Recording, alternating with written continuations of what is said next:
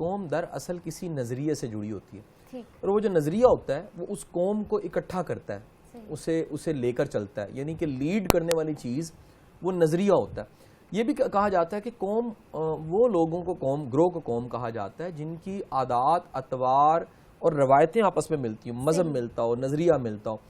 قوم کو اس حوالے سے بھی بیان کیا جاتا ہے کہ جغرافیائی لحاظ سے وہ کہیں تقسیم کر دیے گئے ہوں، کہ جغرافیے میں ایک پاکستان کا خطہ ہے، یہ قوم کہلائے گی، یعنی جغرافیے سے بھی تقسیم ہو جاتی ہے۔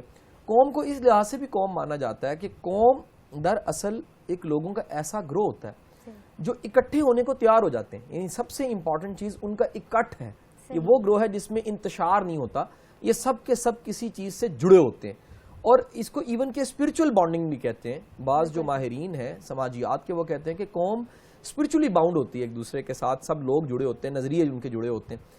اب آ جاتی ہے قوم کی ترقی کی بات اور قوم کی گروتھ کی بات، تو قوم ترقی بنیادی طور پہ اپنی ڈیفینیشن سے ہی کرتی ہے۔ یہ آپ نے سنا ہوگا کہ پاکستانی قوم نہیں رہی، پاکستانی ہجوم بن چکا ہے۔ اس کی وجہ یہ ہے، یہ جملہ یا یہ کوٹیشن اس لیے بولی جاتی ہے کہ ہماری جو قوم ہے اس میں انتشار بہت آ گیا، ہماری تقسیم اتنی ہو چکی ہے، وہ لسانی بنیادوں پہ ہے، کوئی سندھی بول رہا ہے، کوئی پنجابی بول رہا ہے، کوئی سرائکی بول رہا ہے، صوبے کے اندر اتنی تقسیم ہے۔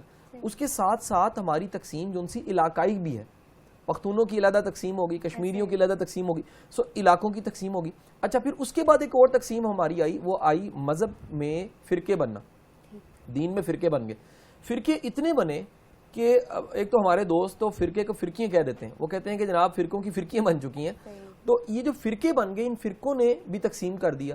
اچھا، لوگوں کے اپنے تعصبات ہوتے ہیں، ایک جگہ پہ لوگ کام کر رہے ہیں، اب دفتر میں کام کر رہے ہیں تو تعصبات ہوتے ہیں، یہ تعصبات بھی دور کرتے ہیں۔ تو یعنی جہاں زبان دور کر رہی تھی، زبان دور کرتی نہیں ہے لیکن زبان کی بنیاد پہ تفریق ہونے لگ پڑی تو زبان دور کرنے لگ پڑی، علاقہ تقسیم ہو گیا، علاقہ دور کرنے لگ پڑا، نظریات بدل گئے، دوری ہو گئی، عقیدے بدل گئے، فرقے بن گئے، دوری ہوگی۔ اس کے ساتھ ساتھ چھوٹے چھوٹے ذاتی اختلافوں نے بھی ہمیں دور کر دیا، جسٹس نہ ملی کچھ جگہوں پہ۔ بنیادی طور پہ اکٹھ تب ہوتا ہے، گروہ تب ہوتا ہے جب سب کے سب بالائے نظر اس سے، قطع نظر اس سے کہ ہمارا فرقہ کیا ہے، ہمارا صوبہ کیا ہے، ہماری زبان کیا ہے، وہ اس بات پہ کہ ہم ایک نظریہ رکھتے ہیں، اور وہ نظریہ، بلکہ میں کہتا ہوں کہ جیسے ایک بڑا اچھا جملہ واصف علی واصف صاحب کا کوٹ کرنا چاہوں گا۔ آپ فرماتے ہیں کہ جس طرح روحانیت کے سلاسل ہیں، چشتی، سہر وردی، قادری، اسی طرح پاکستان کا بھی ایک روحانی سلسلہ ہے، اور وہ سلسلہ پاکستانیت ہے، یعنی یہ ایک روحانی سلسلہ ہے کہ آپ نے ملک کو اللہ کے نام پہ، کلمے کے نام پہ بنایا۔ تو قومیں ترقی کرتی ہیں نظریے کی کلیئرٹی سے۔